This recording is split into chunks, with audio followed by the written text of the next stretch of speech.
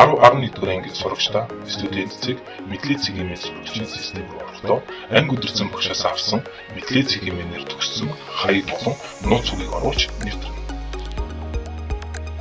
Дэлгэцэнд таны талбар гарч ирэх бөгөөд хичээл хэсэг дарахад миний хичээл сонголт гэсэн хоёр хэсэг байна.